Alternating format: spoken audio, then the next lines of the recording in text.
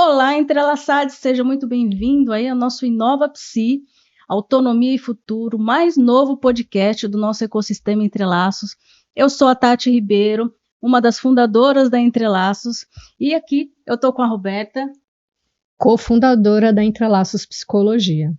E nesse novo episódio, o nosso primeiro episódio, a gente está aqui com os nossos convidados para a gente falar sobre um tema que eu acho que é uma das dores aí, e com certeza é um momento que a gente está passando na nossa profissão que está realmente desvalorizando muito o nosso poder de mercado, né? Então eu quero que eles se apresentem, nada melhor do que eles mesmos se apresentarem, por favor. Aqui eu estou com a Dani e com o Ronaldo. Dani, por favor, se apresente para a gente, para os nossos entrelaçados aqui. Olá, comunidade, tudo bem? Prazer estar aqui hoje e principalmente para falar de um assunto tão importante, né? Eu sou a Daniele Seles, psicóloga, professora e membro da comunidade Entrelaços, e é uma honra falar de um assunto e que sempre foi protagonista da psicologia, né? Somos formados em tempos diferentes, mas de alguma forma a gente sempre teve que lidar com alguma situação sobre a nossa formação, né? Uhum.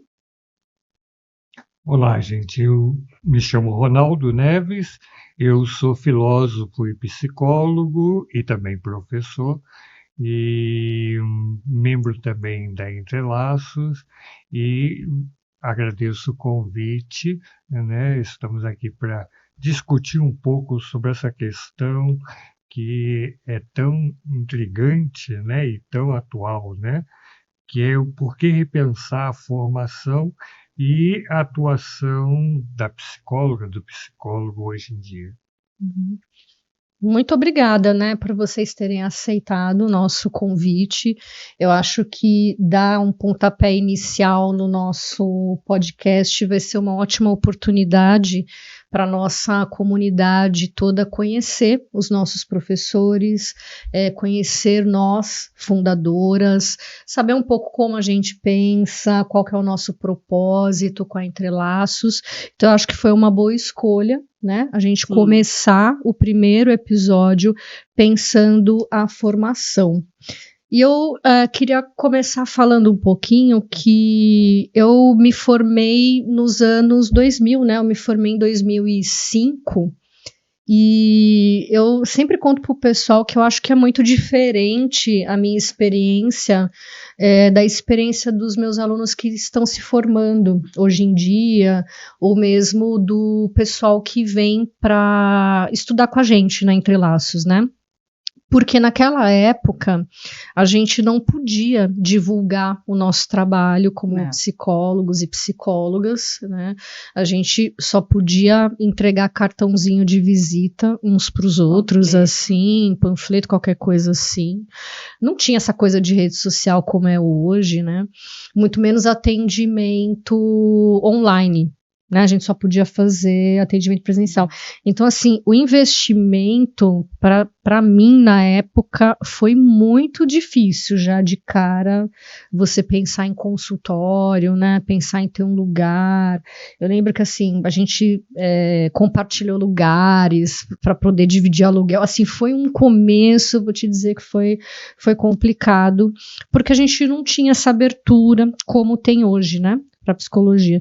E eu não sei como foi a experiência de vocês, porque a Entrelaços a gente tem uma diversidade de faixa etária, né, de momentos de formação, que a gente acha importante ter experiências diferentes aqui, né, e não sei como é que foi para vocês, né, a formação. Bom, pode ser. Bom, eu acho que aqui quem tem experiência mais antiga sou eu, né. Eu me formei nos anos 2000, né? Então, na virada do século, né? E a minha experiência, né, a nível de formação, ela não diferencia muito do que é hoje. Eu acredito que hoje está mais agravado, né?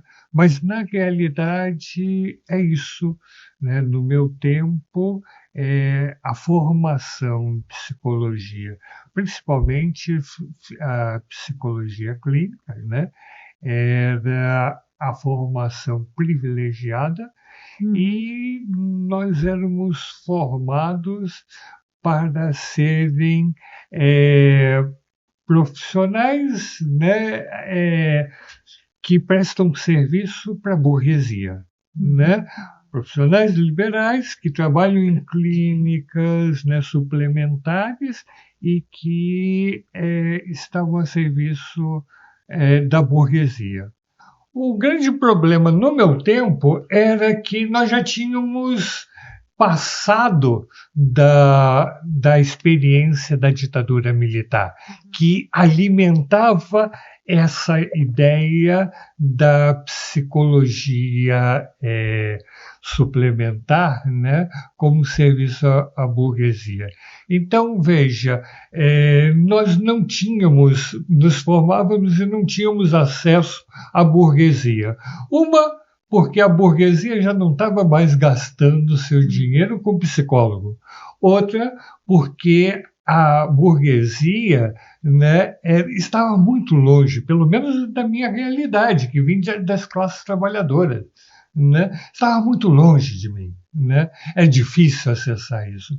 E eu acho que hoje, sobretudo com a ampliação da formação superior, né, graças aos últimos governos, né, do Partido dos Trabalhadores, né, nós temos aí também uma quantidade imensa de psicólogos, né, que estão dentro da faculdade sendo formados para atender a burguesia, né? E, no entanto, não tem acesso a essa burguesia. Né? E o seu preço é muito caro para a população a quem ele presta serviço. Então fica meio perdido. Uma das realidades que eu vejo. Outra é que eu pego também um pouco, mas que vai agravando, é a formação do psicólogo assumindo a característica de uma política neoliberal. Né? Eu ainda peguei um pouquinho da experiência do estudante universitário, do estudante psicólogo, que tinha teoria, né, mas também fazia pesquisa e prestava serviço à comunidade. Hoje em dia, né, isso se perde. Eu, por exemplo, acho que sofri menos, né, nessa adaptação da minha teoria com a prática por causa disso, porque eu já estava envolvido numa prestação de serviço à comunidade, né, e através dessa prestação de serviço, dessa experiência, eu podia organizar, né, uma prática psicológica clínica, né? Agora, por outro lado, hoje eu vejo um problema sério nesse sentido, porque hoje nós não temos mais, né, pesquisa nas faculdades, poucas faculdades têm pesquisa. Hoje nós não temos mais estudantes prestando serviços à comunidade, né? Quando estudantes prestam serviço à comunidade são de forma voluntária, né? E o que acontece com isso, né, é que nós temos cada vez mais psicólogos mão de obra barata, né? Psicólogos que estão na faculdade só para aprender técnicas, são incapazes de refletir, são incapazes de fazer críticas, né? Por quê? Porque a formação da técnica, o ensino tem que ser medido pela produção, né? E nesse sentido eu vejo um empobrecimento, né, que acaba afetando a formação do profissional de psicologia hoje em dia. Uhum. Concordo com você, né, Ronaldo? Enquanto você falava, eu fiquei pensando, né? Porque é isso, a universidade ela vai deixando lacunas, né? Porque ela não consegue acompanhar o contexto, né? Acompanhar o movimento da sociedade, né? E aí esse estudante, esse profissional, né? Ele sai da universidade sem conseguir criar caminhos de atuação, né, caminhos que conversem com as demandas que existem, né, na sociedade. Ele não consegue pensar formas de atuação que dê conta da demanda dele, que é poder atuar na área, e da demanda da sociedade, que são as reais necessidades, enfim, que a sociedade tem de saúde mental, né, enfim, saúde emocional, né. E também eu vejo que tem um ponto, né, que por essa questão neoliberal também, as faculdades elas preparam, né, os psicólogos, não somente a área da psicologia, mas no sentido geral de todos os profissionais, para serem empregados, né, para serem dependentes de um sistema. Para produzirem, né? Então ficar nesse sistema de produção a burguesia.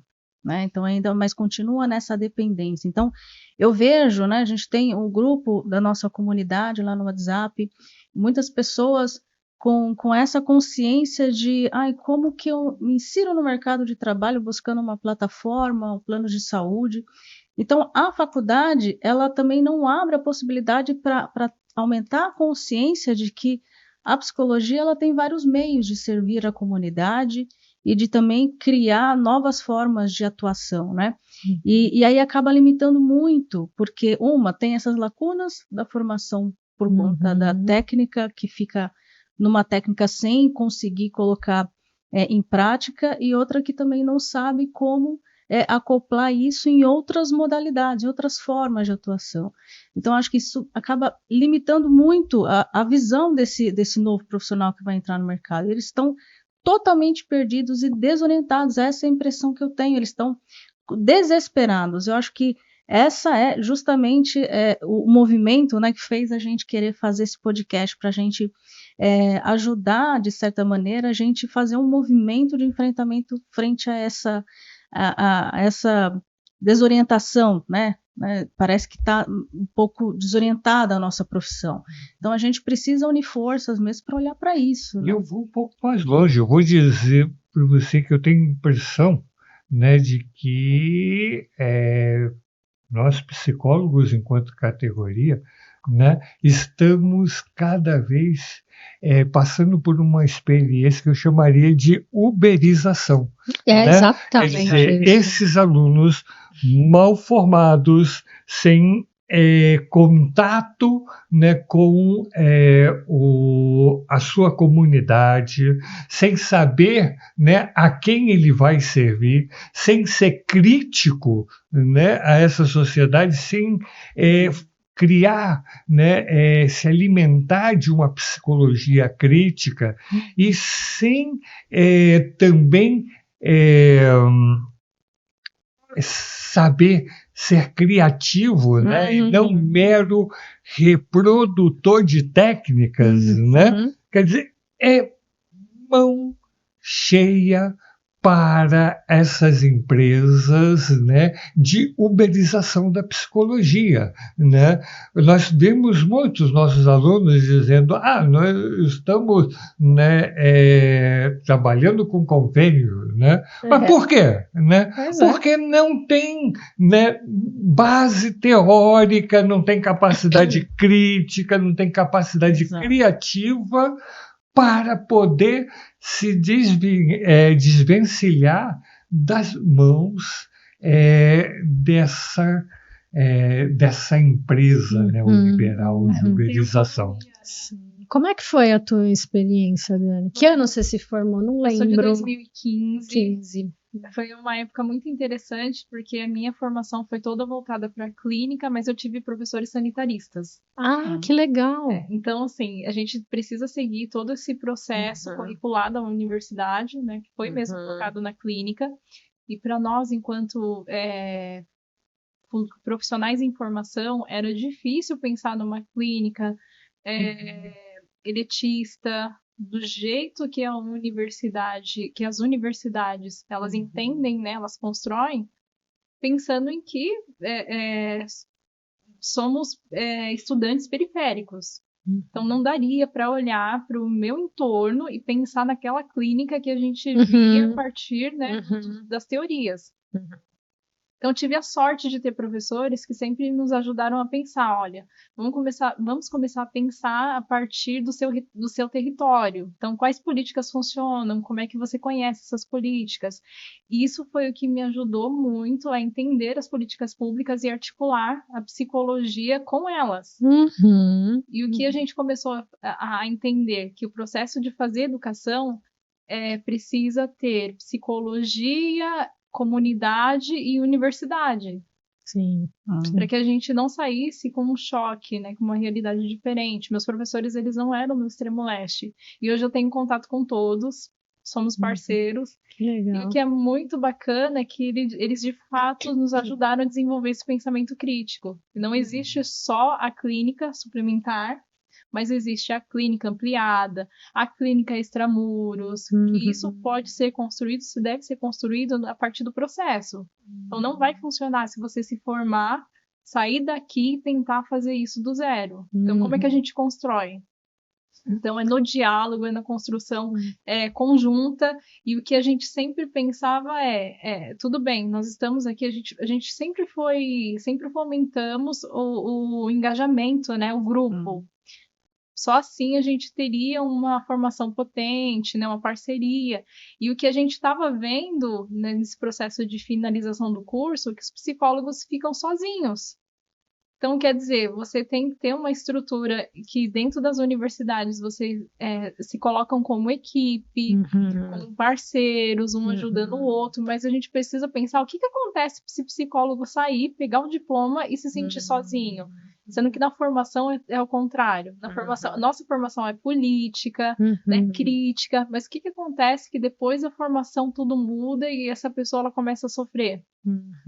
Eu tenho uma experiência, Dani, para compartilhar sobre isso que você falou dos seus professores. Nessa época que eu estava lá sozinha na minha clínica e assim, o que eu vou fazer da minha vida, né? Em frente, atravessando a rua, tinha um SEST Senat, que eles atuam com motoristas que fazem carregamento de substâncias perigosas, enfim. E eu também tive professores sanitaristas, né, professores que trabalhavam com políticas públicas. O quanto isso realmente agrega, né, para a gente pensar em outras coisas.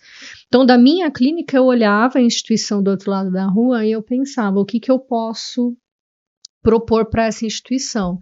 Então, eu ali, recém-formada, 20 e poucos anos, montei um projeto, fui estudar o que era o SEST Senat, fui estudar a questão de transporte de substâncias perigosas, construí um projeto, atravessei a rua, fui lá, bati na porta, entreguei o projeto e falei, olha, eu sou psicóloga. Tarará.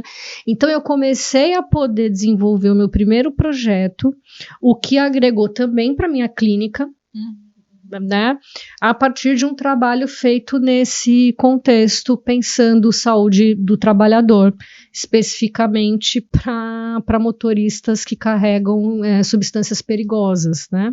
Então é bem interessante que você trouxe, que né, hoje talvez o pessoal saia e fique sem, não sei, né, sentado na sua clínica ali pensando, quando é que o meu cliente vai chegar, né? Como é e ele não chega. Ele não chega. Mas veja, a Dani estava falando, né, como a gente já se conhece, né, de outros carnavais, né?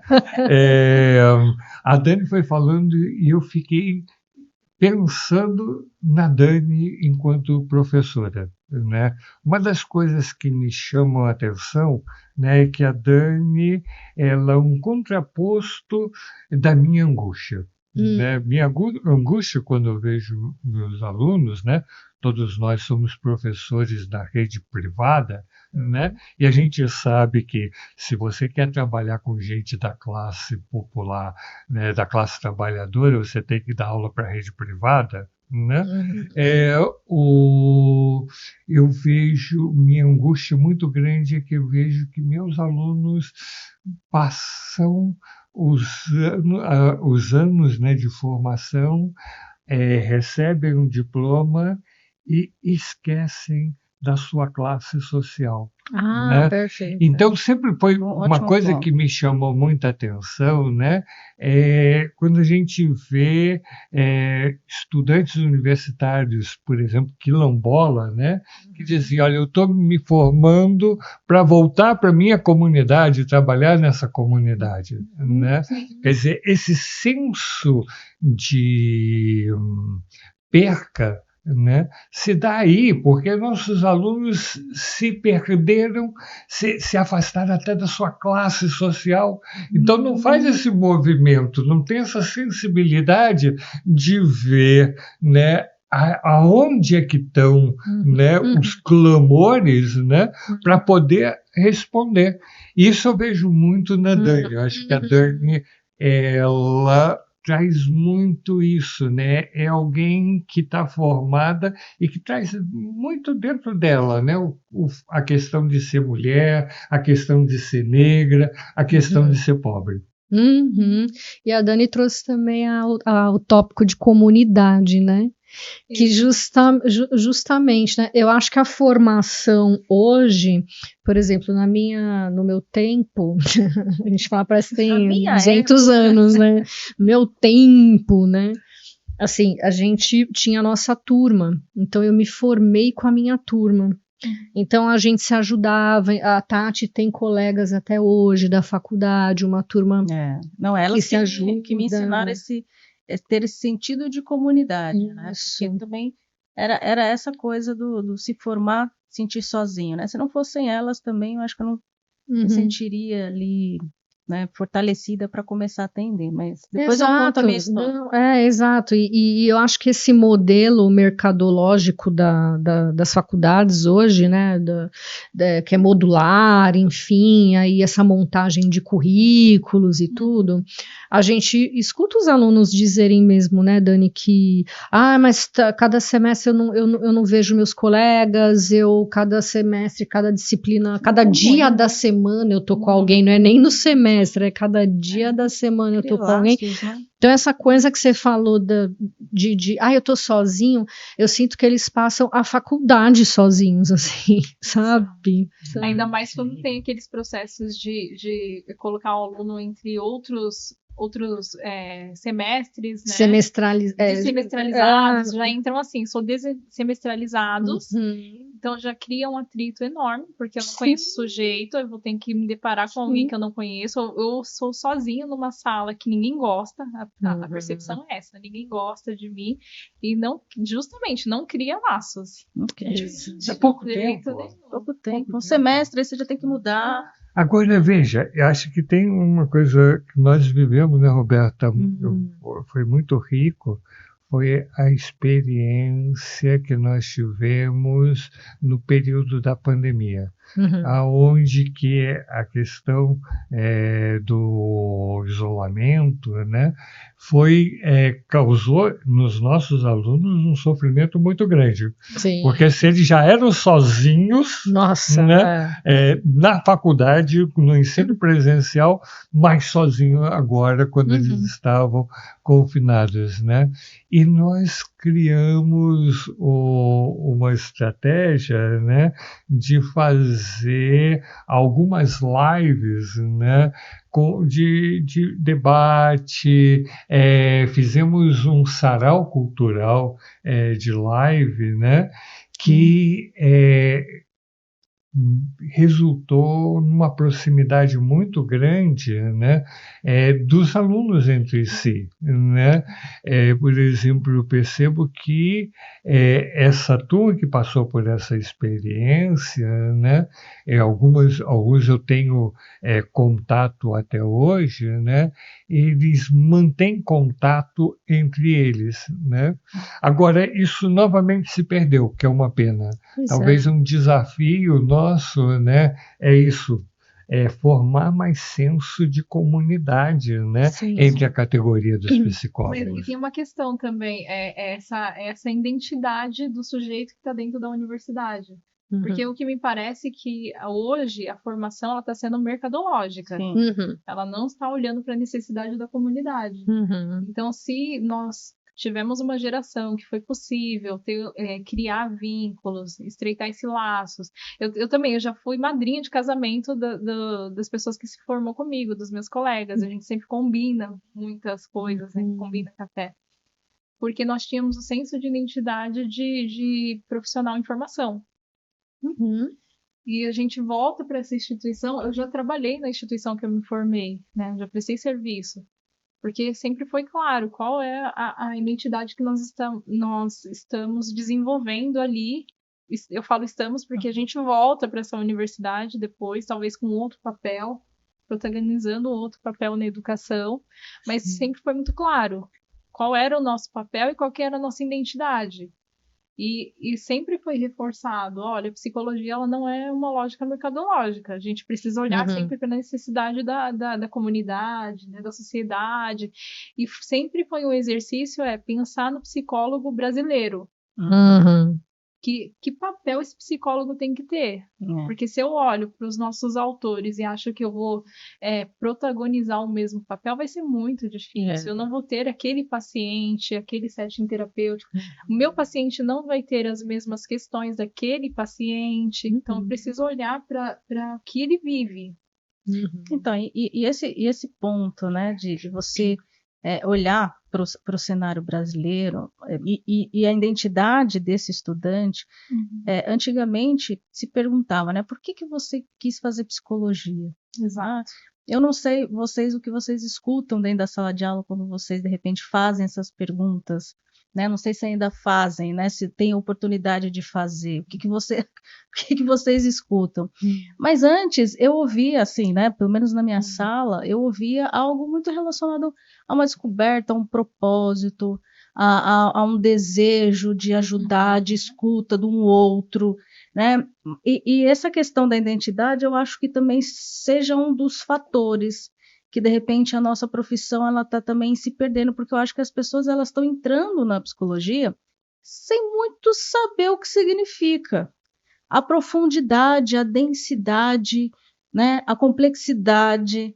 É lógico que sempre que entram esses alunos, né, dentro desse tipo de curso, nos primeiros semestres existem, né, acaba existindo uma evasão, né, por conta se depara. Isso em todo curso, não é só na psicologia. Existe uma evasão do primeiro para o segundo semestre, né? Mas eu vejo que tem uma questão de uma certa confusão também do que é a psicologia. É uma expectativa frustrada. É uma expectativa frustrada. Eu não sei qual que é assim a intenção realmente está realmente pautada nessa estrutura mercadológica ou nessa estrutura do que eu vou fazer uma transição de carreira mais rápida. Eu não sei qual que é o que está nesse imaginário dessas pessoas, do que é essa profissão da psicologia. Porque eu vejo, eu escuto muitas pessoas, né, que a gente lida aí com o pessoal já se formando, eles falam assim, não, mas agora eu vou ter que divulgar o meu trabalho, né? Eu vou ter que investir.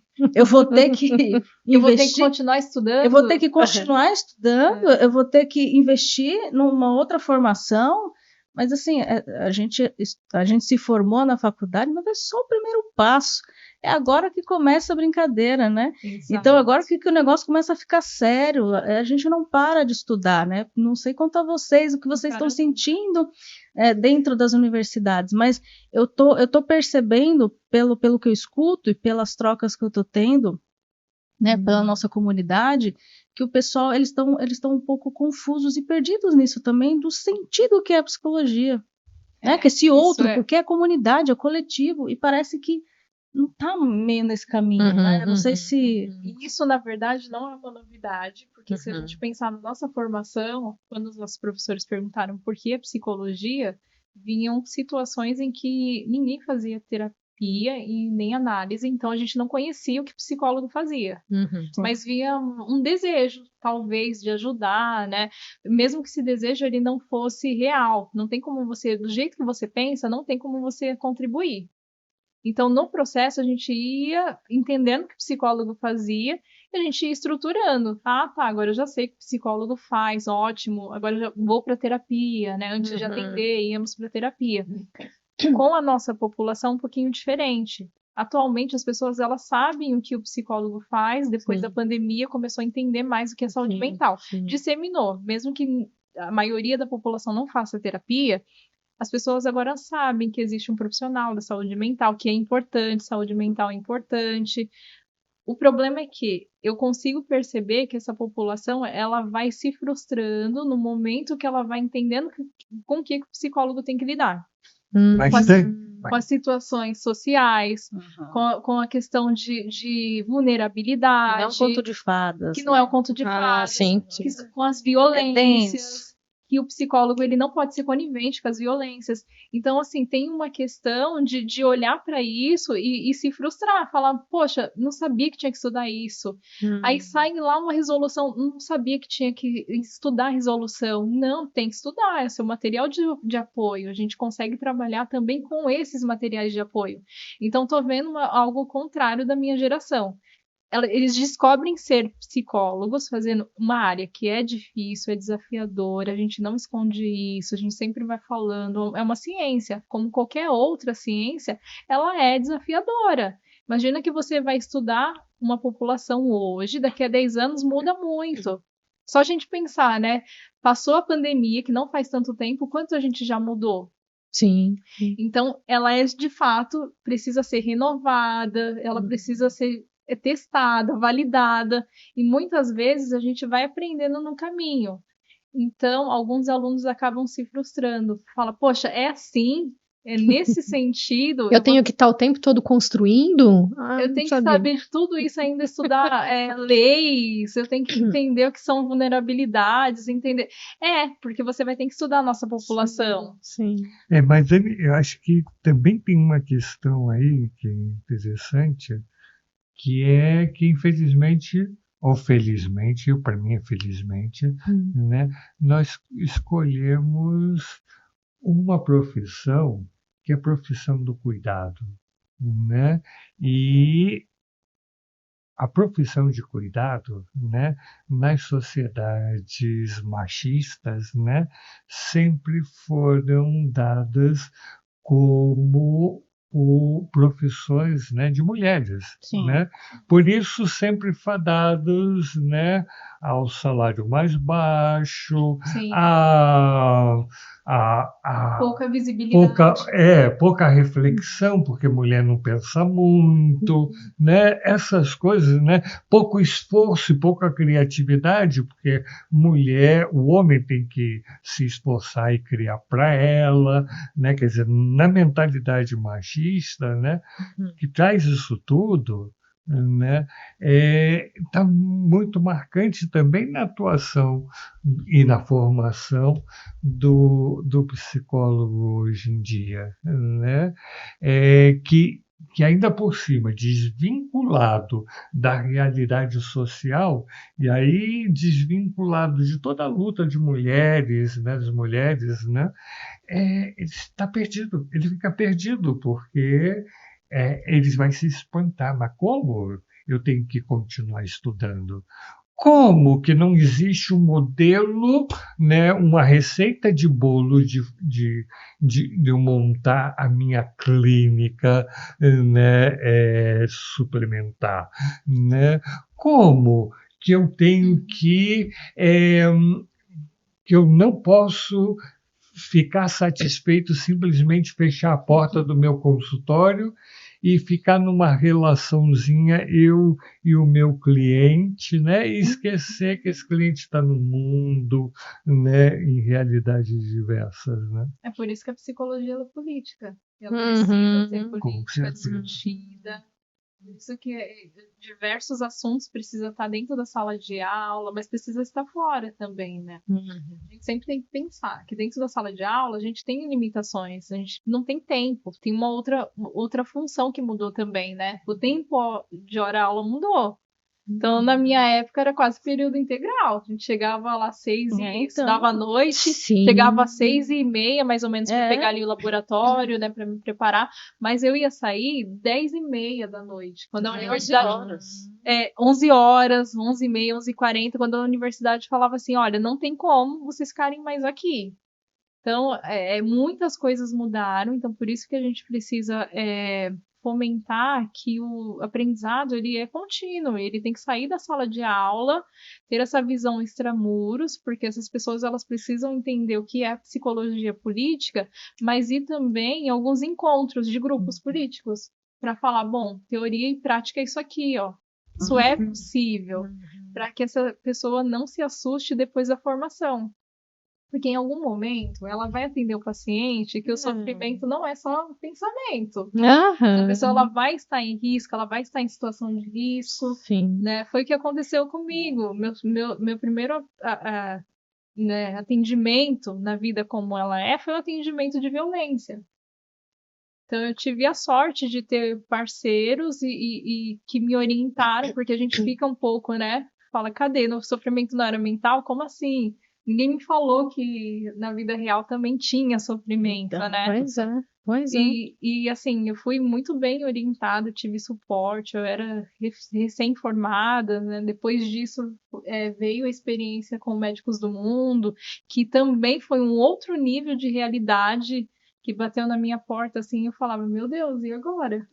Ninguém falou que o sofrimento psíquico está enraizado na realidade da vida, né? Exato. Tive que me deparar com situações em que eu pensei, eu vou aprender algo com esse sujeito. O sujeito ele está em situação de rua, ele tem formas de sobreviver. Eu preciso olhar para ele, entendendo melhor o que ele está querendo me dizer. Então, a gente não precisa fazer com que a população se forma tendo esse susto. De repente, a gente pode fazer como nós estamos pensando aqui, né? Interlaços. Né? Sentar junto, conversar, refletir. E no seu caso, como seria isso para você? Porque mesmo com uma formação do jeito que eu tive, uma boa formação com professores maravilhosos, eu também me deparei com situações em que eu fiquei, assim, perdida. Né, me auto-sabotando, falando, não sou boa pra isso, e agora? Então, eu tenho uma situação amanhã, eu vou visitar nós, né, na verdade, Sim. a Tati e eu vamos visitar uma ONG de uma ex-aluna nossa, acho que todo mundo aqui deu aula para ela, o Ronaldo, a Dani e o Lucas, que hoje, professor também da Entrelaços, gente, o Lucas está sendo apoio de som e vídeo, está sentadinho ali embaixo, ajudando a gente aqui na nossa diretor de vídeo na produção, mas eu acho que a maioria de nós aqui deu aula para ela, a gente vai visitar, né? E ela amanhã, ela é da Entrelaços também, da comunidade, e ela me contou que ela teve uma experiência com alguns alunos da faculdade em que eles foram para estagiar ou realizar algum tipo de atividade na ONG, que vai muito ao encontro do que você estava falando, Dani, porque ela trabalha com pessoas em vulnerabilidade, são mulheres, é uma ONG que atua com mulheres, né, questões de gênero, enfim. E aí, as alunas, no caso, não se sentiam à vontade de ir conversar com as mulheres, né? Então, ela fez uma orientação no sentido de assim, olha, as mulheres aqui não sabem muito bem o que a gente faz. Não sabem muito bem o que a gente faz, o que de fato é uma psicóloga, um psicólogo, qual que é o propósito disso. Elas não sabem no que vocês podem ajudar, porque elas têm dificuldades muito concretas, elas estão em risco, tem uma série de questões que não imaginam o que vocês podem fazer, né? E algumas alunas responderam, não, isso não faz parte do meu trabalho, eu vou ficar sentada aqui esperando ela me procurar, se ela me procurar, eu converso com ela. Então, que eu acho que é isso que você está colocando, né, e a gente está pensando a formação hoje no episódio, né, que essa formação precisa, assim, se atualizar para a gente poder justamente, né, poder preparar esses psicólogos e psicólogas para que eles estejam mais disponíveis para a comunidade, né. E também quero compartilhar com quem está assistindo a gente, né, que a maior parte de nós aqui, professores da Entrelaços, a gente recentemente participou da criação do zero, né, de um curso de psicologia para uma faculdade aqui em São Paulo, né? Então a gente sentou para construir o currículo desse curso, os 5 anos desse curso, todo o programa, né, todo o projeto curricular, e esse curso ele foi aprovado já de cara com nota 5 no MEC. Para quem não sabe, nota 5 é a nota máxima do MEC. Orgulho, hein, gente? Nossa. Então, para vocês entenderem um pouco, né, primeiro da qualidade, né, do que a gente produz aqui enquanto professores, né, do que a gente pensa, produz, do que a gente entende como deva ser a psicologia, como deva ser a formação, né. Então, acho que é só um compartilhamento para a gente comemorar junto, né, para vocês conhecerem também um pouco de quem somos aqui, e o nosso programa curricular, inclusive, ele está totalmente baseado nas questões da comunidade, né, da sociedade, está em contato, a gente está pensando de fato uma formação muito diferenciada, assim como a gente também faz na Entrelaços, né? E, Roberta, o que me chamou a atenção é que o que fascinou, né, as duas pessoas avaliadoras do MEC, que avaliaram, né, pelo MEC, né, foi justamente isso, né?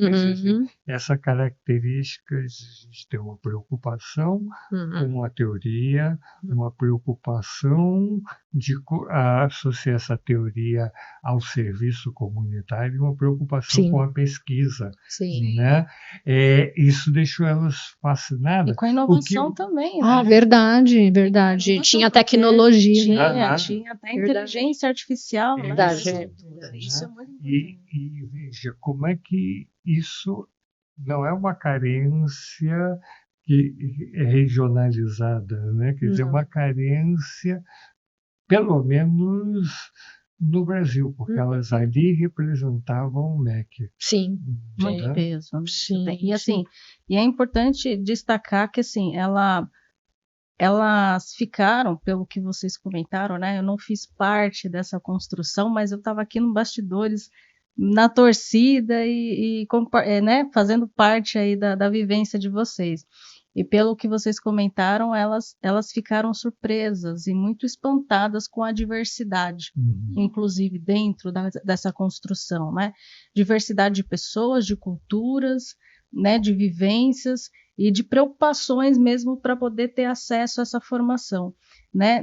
A própria estrutura do currículo, né, da estrutura curricular, de pensar nessa parte de realmente fazer uma ponte da teoria com a prática. Sim. E também pensar a psicologia também na parte de como transformar em um negócio, né? Porque tem essa constituição de ser uma profissão liberal, mas que também não se limita ao consultório, né? Então, trouxe aí, né, ferramentas como inteligência artificial, tecnologia, para dar estrutura, bases também, né, ferramentas para estruturar uma profissão que hoje eu vejo que na formação atual a gente não tem nenhuma orientação nesse sentido, né? Então, você já trazer esse tipo de ferramenta, não falo nem da inteligência artificial, mas de pensar a psicologia de uma forma empreendedora, porque criar projetos, né, pensar na comunidade de forma de atender uma solução a um problema é empreender,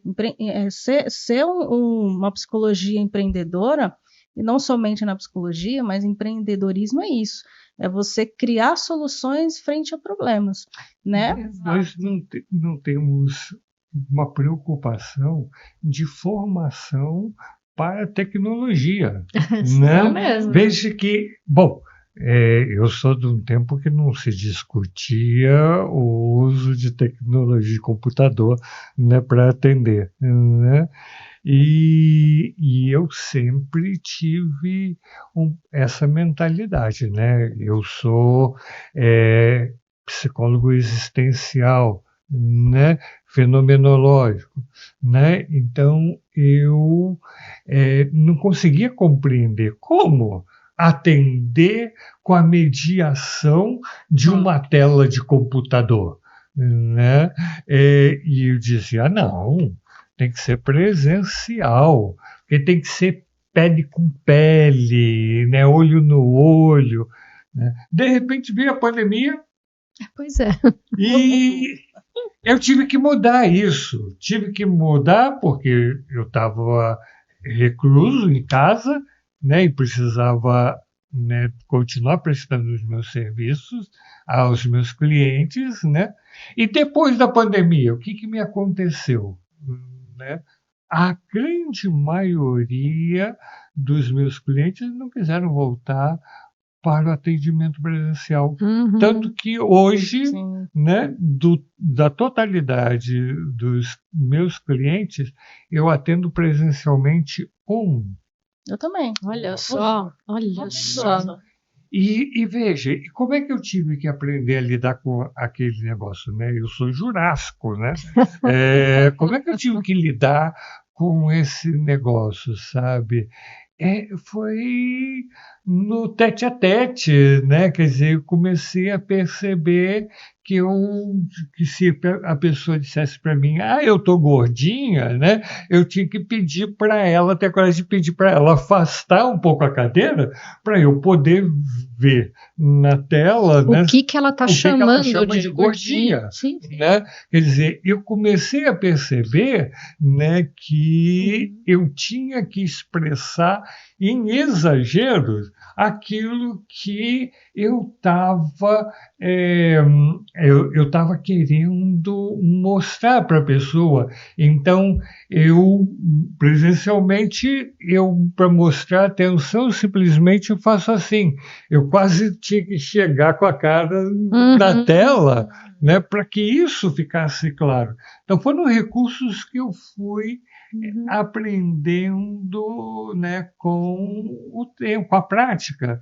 E a gente percebe que, até hoje, os nossos alunos também, embora nasceram, mamaram da tecnologia, né, da informática, né, mamaram nos seios da informática, né, eles também não Mas sabem tem uma questão, lidar isso com a clínica. que assim, Não. quando a gente passou desse processo da pandemia, tivemos que atender online, a gente já tinha algum recurso, né? Já tinha algo da formação que ajudou minimamente em migrar, em aprender.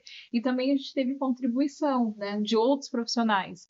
É diferente do exemplo que a Roberta trouxe, né? Então, assim, a aluna senta na cadeira e se a paciente não vir, eu vou fazer o meu papel. Então, por mais que veio uma nova tecnologia, uma nova forma de atender, a gente tinha algum recurso que permitiu ser flexível. Então, é difícil? Mas nós temos aqui uma construção, temos flexibilidade. Agora, algumas pessoas que estão se formando agora não têm essa percepção flexível de falar assim, não, vou fazer uma busca ativa. Se eu estou numa instituição que as pessoas não me conhecem, que as mulheres não me conhecem, eu vou me apresentar. Vou falar o que eu faço, eu vou minimamente fazer uma escuta ativa mais flexível. Então, né, uma busca ativa, né, ali para o acolhimento. Pois é. Então, é muito difícil quando você não tem essa base. Pois é, na realidade é a mesma coisa, né? Porque você está falando de uma inflexibilidade que vem de uma formação que não favorece a criatividade e o vínculo social. Entende? E autonomia. Então, veja. Porque às vezes o sujeito vai falar, é que o meu professor não me disse isso. Exato. Entende? Então, assim, o meu professor falou, ficar ali sentado na cadeira olhando. Mas essa questão de não ter autonomia não permite que ele fale, bom, ele não falou, ele falou que poderia ficar aqui olhando sentado.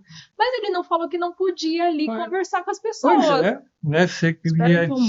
Ser criativo exige autonomia, né? Pois quer dizer, quem repete o que os outros mandam, quem segue receitas de bolo, né, não tem criatividade. Né? Quer dizer, diferente o cozinheiro que é alquímico, né, que faz as experiências misturando ingrediente, e aquele cozinheiro que copia as receitas da Ana Maria Brega e depois reproduz do jeito que ela colocou. Né? E para a gente pensar assim, né? Como que a gente poderia desenvolver, então, né, essa criatividade? Como que a gente poderia ajudar a comunidade? Eu acho que, primeiro de tudo, acho que criar a comunidade, a gente ter a comunidade, eu acho que já seria um meio de exploração para a gente desenvolver essa criatividade, né? Que eu vejo que, de forma individual, o isolamento, a gente precariza muito o acesso também ao desenvolvimento do aprendizado e tal.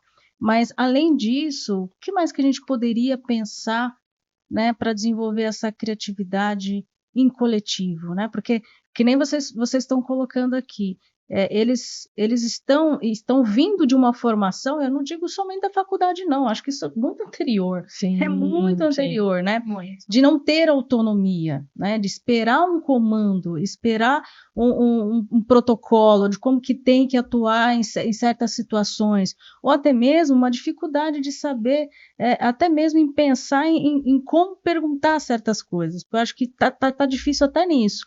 Então, como que a gente pode criar esse ambiente para explorar e também ter meios para a gente desenvolver uma criatividade em coletivo, né? É difícil essa pergunta, né? Sim, Agora sim. apertou. Agora, veja, eu acho que tem uma coisa. Primeiro, sendo desafiador. Né? Quer dizer, eu acho que a, a, a formação, né, seja em graduação ou pós-graduação, como no caso do Entre Laços, né, ela tem que ser uma formação que lance desafios, né? Lance desafios concretos, né? Aonde a pessoa tenha que se questionar por que eu estou sentado aqui e tenho que esperar que chegue. Né? Lançar esse desafio concreto, lançar esse indivíduo, né, para um desafio que permita ele abandonar o seu consultório para atravessar a rua Sim. e ver a experiência, a realidade acontecendo, e dizendo o que eu posso servir. Né? Quer dizer, o outro aspecto que eu acho interessante é isso, é retomar o senso de classe social. Né? Quer dizer, veja, nós temos um vínculo, eu conheço vocês, né, todas, né? E percebo que vocês têm um vínculo e uma sensibilidade social. Por quê? Porque vocês sentem a dor na pele, a dor daquele que apresenta o sofrimento. Né? Então, as questões da desigualdade racial, né, dói na pele da Dani, né, e ela sabe, né, e ela é levada a se movimentar. A dor, né, de viver numa sociedade de exclusão, né, dos pobres, dói na pele de todos nós, porque no final das contas somos pobres. Pois né? Pois E eu, pelo menos, já perdi a ilusão de ser muito rico sendo psicólogo. Eu nunca tive né? essa ilusão. Eu tive. Quando formando, eu achava que eu ia ficar muito rico fazendo clínica suplementar. Antes disso, meus professores já falaram, olha, vamos começar a pensar que esse modelo capitalista. Então, mas eu acho que pensar numa psicologia centrada para as realidades que a gente vive, é uma psicologia menos elitista, acho que é fundamental, né? Menos hegemônica possível, porque isso não cabe no Brasil, não é possível achar que a gente vai ter um número de população para ser atendida, cobrando caro e só fazendo isso. Né? E pensar que a gente vai estudar sempre. Então, criar a Entre Laços, ela é uma proposta muito bacana, porque ela sempre pensa nessa educação continuada. Então as coisas elas vão mudar. A gente vai ter que começar a pensar num eixo de saúde mental do trabalhador, do psicólogo. Porque se é o psicólogo que está trabalhando numa clínica e atende sei lá quantas pessoas, né, por 30 minutos e ganha R$10 a sessão, ele vai adoecer. Então a gente também vai ter que começar a fomentar, a apresentar essas problemáticas que já está chegando, não é que vai chegar, que já está chegando, né, já está adoecendo o profissional de psicologia.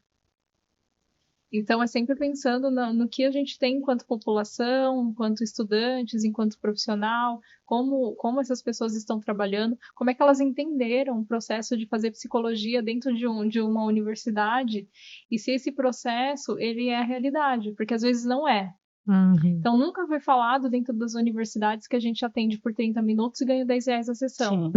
Pois é. Como é que eu saio de uma universidade e atuo nesse modelo? E para a gente começar a discutir, tem que ser uma crítica, né? A gente precisa pensar menos mercadológico e mais voltado para as necessidades sociais, para a necessidade desse trabalhador também. Ele vai ter que olhar quais são as limitações. Às vezes a limitação, ela é uma limitação que vai resolver com a educação continuada. Então é essa pessoa que pensa, olha, tá difícil esse atendimento, né, esse nível de trabalho, eu vou pensar aqui que eu preciso de uma formação mais centrada nisso. Ou então pode ser uma limitação da própria saúde mental. Então, não consigo atuar nessa problemática, né? Já tive alunos que olharam para um sofrimento de um paciente, para uma fala de um paciente e falam, Dani, não é possível, eu não consigo nem ouvir isso, porque, de fato, me coloca numa situação muito vulnerável. É importantíssimo pensar que o profissional de psicologia, ele não é generalista. Então, a gente precisa começar a entender melhor as nossas, né, deficiências, talvez, né? Tem gente que teve uma questão com, por exemplo, com luto, com uma perda, que não vai conseguir atender a mesma questão. Então, também pensar em que precisamos nos cuidar também, né? Eu vejo muitos profissionais muito doentes, muito vulneráveis, que está ali tentando lotar, tentando encaixar paciente, porque ele precisa do dinheiro. Precisa sobreviver, mas assim, ele está se colocando dentro dessa vulnerabilidade e não está ajudando. Agora, veja, uma coisa que veio agora na cabeça também. Como a nossa formação ainda é primeiro-mundista. Né? Somos, né, fundamentalistas dentro da nossa abordagem. Né? E nós estamos num país miscigenado, né? Um país, né, religiosamente falando, sincrético. Né? Quer dizer, acho que é um desafio criar uma psicologia sincrética, né? Que vai para além do trabalho multidisciplinar. Né? Quer dizer, poder associar, né, ao que eu penso, ao que eu acredito, ao menos interrogações, né, de outras formas de pensar e acreditar. Né? Romper com essa coisa do fundamentalista de que eu tenho a minha verdade, né? Quer dizer, que é um outro aspecto que isola. Né? Quer dizer, e se essa realidade profissional está adoecendo, né, os psicólogos, eu acredito também por causa disso, porque cada vez mais, né, eu estou sozinho, né, ou estou com a minha casta, né, e rejeito o apoio, o olhar da outra pessoa. Você sabe que no doutorado eu estudei a questão da transdisciplinaridade, né? Que é justamente esse lugar em que a gente vai transitar ativamente pelas disciplinas, territórios, contextos, né? Porque justamente, né, tudo que é cuidado do outro, fica muito difícil de você fazer sem ter esse trânsito. Né? Se você não faz o trânsito, você fica isolado e você só com aquilo que está nos limites da tua disciplina, vamos dizer assim, né? Não vai dar conta do sujeito como um todo, porque ele é holístico, né? Ele é integral, e aí você não consegue fazer esse cuidado, né? E uma coisa... Posso cuidar de copo. De copo, talvez... Gente é outra coisa. É outro negócio, né? E eu acho que uma outra coisa que pode contribuir, né? Respondendo a questão que a Tati colocou, eu acho que a pesquisa que você trouxe lá na tua fala inicial, né? Eu acho que uma coisa que me ajudou a ter esse olhar assim, tá, deixa eu ver o que eu posso fazer, tenho esse problema, como é que eu poderia, vou atravessar a rua, eu vou não sei o quê, eu acho que foi a pesquisa que me ajudou a desenvolver esse tipo de raciocínio, né? Eu acho um absurdo quando as pessoas falam assim, para que eu quero fazer pesquisa, eu não vou ser pesquisador? Eu não vou trabalhar com pesquisa. Ele é psicólogo não é pesquisador. Não é. Ele é o tempo todo pesquisador, né? Ele faz a observação. Observação é a base da pesquisa. Coleta de dados. E vocês sabem que estavam querendo retirar, né, o TCC da grade curricular geral dos cursos de psicologia, porque não é obrigatório, de fato, né? Eu acho um absurdo isso, né? Mas, enfim, porque o raciocínio da pesquisa é isso, né? Eu estou diante de uma coisa que eu não consigo, de um problema, eu não tenho resposta, e eu começo a pensar um método para poder chegar em caminhos, né? Em caminhos para possíveis diante daquela pergunta, né? Resultados, né? Então eu acho que eu sempre gostei de pesquisa, então para mim é fácil sentar, escrever um projeto, por mais simples que seja, não precisa ser num modelo acadêmico, cheio de frufru, não, gente, o raciocínio mesmo, né? Assim, como é que eu posso, né? O nosso podcast tem um projetinho, gente, aqui por trás, assim, entendeu? Porque a gente quer solucionar um problema, né? A gente quer trazer soluções para isso. Com quem que a gente está falando? Por que a gente está falando?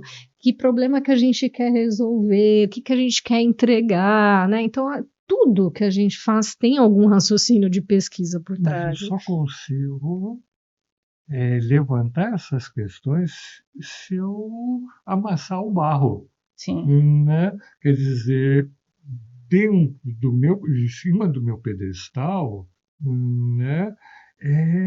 A realidade não se concretiza, né?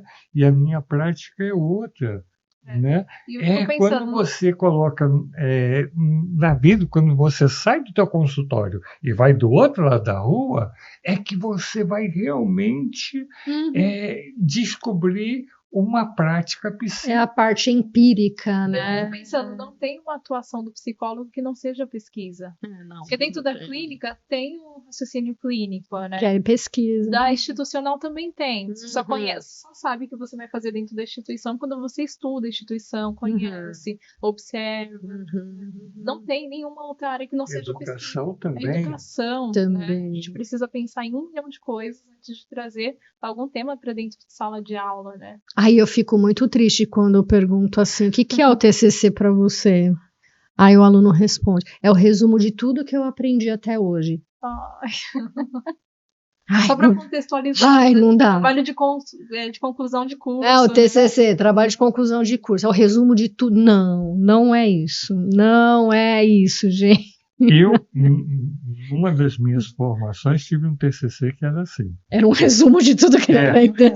E coube no TCC. Você escolhia um tema, né, e você tinha que dissertar esse tema por todas as disciplinas que você cursou durante o curso. Né? Isso não é uma pesquisa. Era um calhamaço. Né? Isso não é uma pesquisa, é um resumo. Mas, veja, é o quê? Um fichamento, uma documentação para comprovar que você aprendeu alguma coisa. Né? Mas não te joga para frente. Né? Mas também esse TCC, né, do jeito que ele está posto, né, não te joga para frente, Não. né? Hoje em dia, Porque, não. primeiro que fica, é só um levantamento bibliográfico, Sim. né? Então eu volto a reproduzir o Freud, o Skinner, o Sartre, né? E repito que nem papagaio isso. E por que eu repito que nem papagaio, né? Por que a minha prática, por que eu faço isso? Porque eu não faço pesquisa. Né? Quer dizer, eu não vou para o campo. Não descobriu Aliás, nada, né? eu não faço pesquisação, né? Eu não vou para o campo, né, para ver aonde que minha teoria bate com a realidade, né? E uma coisa que conforme vocês estavam falando, eu lembrei de uma palestra que eu assisti quando eu fui no Campus Party, uma feira de tecnologia, e era uma palestra do Sebrae, que o tema era tecnologia centrada nas pessoas. E estava se falando sobre o uso da tecnologia, como que a gente poderia usar a tecnologia para melhorar, né, e inovar realmente, o que seria inovação. E as pessoas estavam pensando que inovação é uma tecnologia, é uma ferramenta nova, está muito voltada à computação, alguma coisa assim.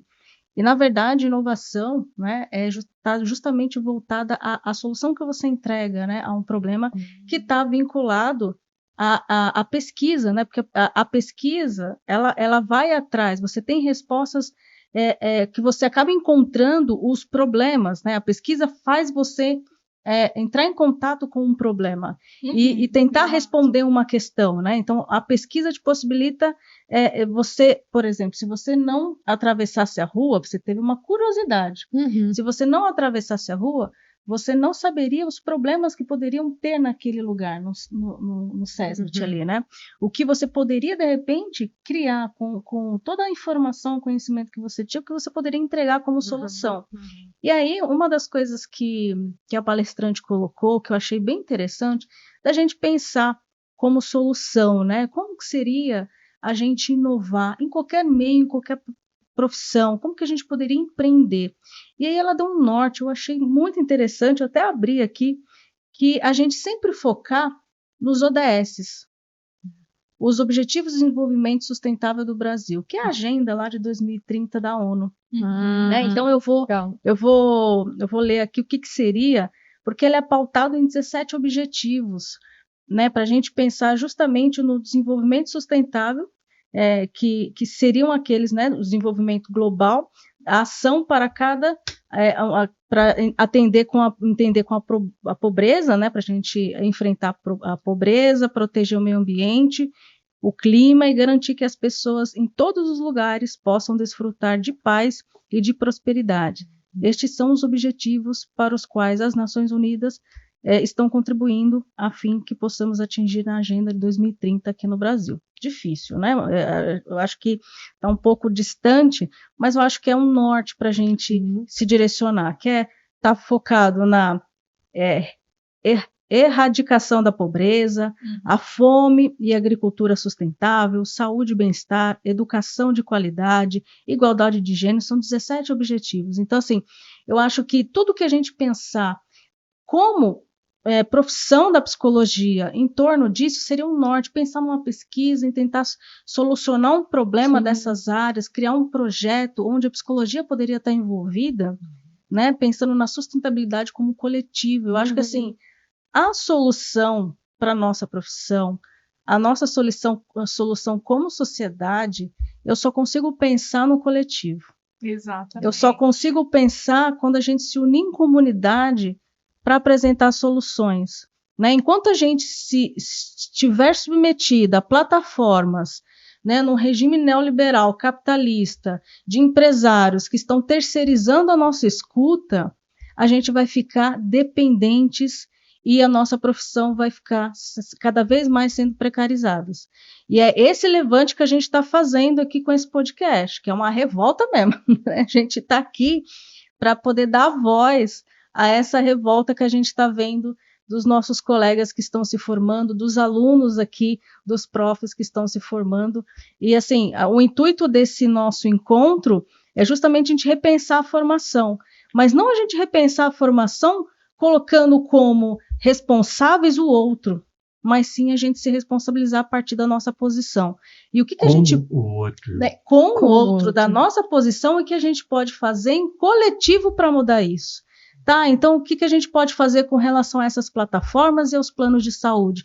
Vamos se juntar e fazer uma nossa, no sentido de fazer como é uma cooperativa, por exemplo, onde não tenha um empresário que terceiriza a nossa escuta, né, que precariza e que não está atento à qualidade da nossa entrega, né? E que dita regras que a psicologia não valida. E que dita regras. Então, assim, a gente não pode simplesmente deixar com que outros determinem como vai ser conduzida a nossa profissão. Por isso que a gente precisa estar nas redes, por isso que a gente precisa abrir a nossa boca no podcast, sim, por isso que a gente precisa abrir o nosso Instagram. Eu sou da tecnologia, gente, por isso que eu foco bastante nesse ponto. Eles são aqui os cabeças, aqui os acadêmicos. Eu estou aqui de ganso mesmo, eu estou aqui tentando um lugarzinho ao sol dos acadêmicos, mas eu quero frisar essa importância da gente se posicionar como coletivo realmente, né? E tentar mudar esse cenário, mas pensando, sendo como responsável junto com o outro para mudar. Não dá para a gente ficar nessa posição passiva, né?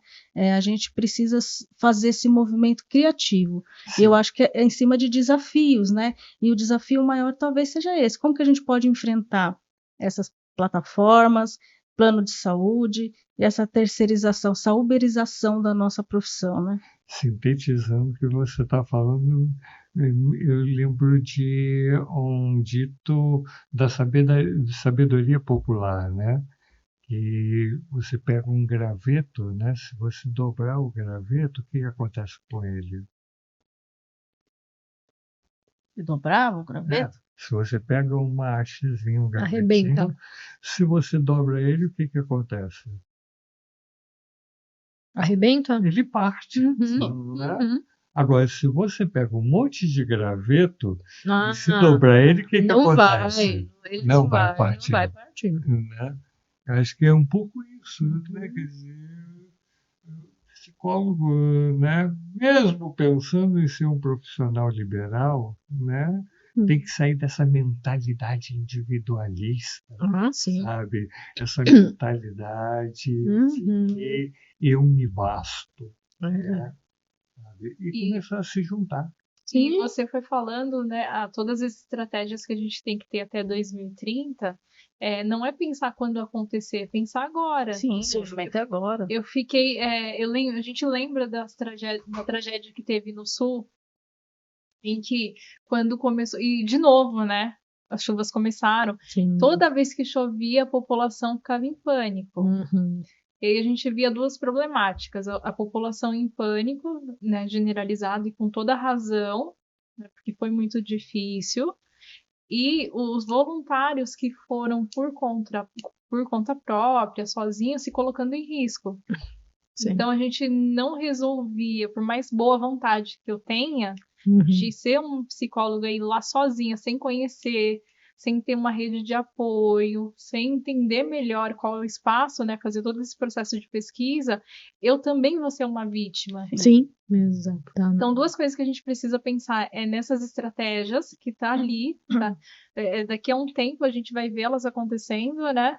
Já estamos vendo acontecendo, então a gente precisa pensar em discutir sobre a crise climática também, porque a população mais vulnerável vai sentir ainda mais, e a gente precisa pensar também no coletivo, que se eu tiver uma tomada de decisão, quais são as consequências, os riscos que eu me coloco, né? E sozinha eu não posso, né? E se eu articular com um psicólogo que está lá do outro lado, né? Como é que ele está? Talvez ele não precisa que eu vá, mas ele precisa desse suporte. Ele está atendendo um monte de gente, né, machucada, talvez ele também não tenha suporte. Então, eu preciso criar essa conexão. Eu fiquei pensando nessa parte também, né, Tati? Perfeito. E é isso aí, gente. Eu acho que a gente falou de tantas coisas. Eu queria ficar aqui muito mais tempo, né? Eu adoro os nossos encontros, quando vocês vêm aqui gravar, né, as aulas, a gente sempre nos intervalos aí, a gente está aqui nessa mesma mesa, né, Tomando conversando. um café. Às vezes não só café, né? Às vezes tem outras coisas também, o cafezinho, a cervejinha, tal, o amendoim sempre tem, mas é sempre essa troca muito deliciosa, né? E por isso que a gente pensou, por que não isso virar um podcast? Né? A gente sempre tem conversas como essa, né? A diferença é que agora está sendo gravada, né? E também com objetivo, né? Eu acho que agora esse podcast ele tem um direcionamento, ele tem um propósito. Eu acho que é isso que eu acho que tem um valor muito maior, né? Então a ideia é que esse podcast de alguma maneira faça esse movimento coletivo começar, né, a surgir. Não só sensibilize quem está assistindo, né, a gente. Sensibilizar todo mundo e trazer, né, mais profissionais, mais estudantes aí da psicologia para esse movimento de enfrentamento contra essa passividade ou essa formação que, infelizmente, né, ainda precisa dar uma ajustada, mas a gente pode ser essa ferramenta de mudança, né, se a gente se unir, se a gente fizer um movimento diferente, né? Muito bom, gente. Gostei, hein? Sensacional. A presença Obrigada. de vocês, o nosso suporte, professor Lucas. Agradeço, estou honrada de participar da primeira edição. É desafio aceito, né, Ronaldo? A gente aceita esse desafio. Acho que vai ser um desafio para todo mundo, né? A gente não está aqui só para ensinar, mas a gente está aqui também para aprender juntos. E sejam muito bem-vindos, comunidade Entre Laços. Estaremos aqui disponíveis. Faço totalmente minhas as palavras da Dani. Eu só tenho que agradecer a experiência e dizer que eu fico esperançoso, né, com o resultado desse e de outros bate-papos. Esse é um ato de esperançar, né? Então, queremos que eles fiquem também, certo? Sim. É isso então, aí. Bom. Vamos dar tchau pro pessoal? Até tchau, mais, gente. pessoal. Até o próximo episódio. Beijo. Nova Tchau, Psi. tchau.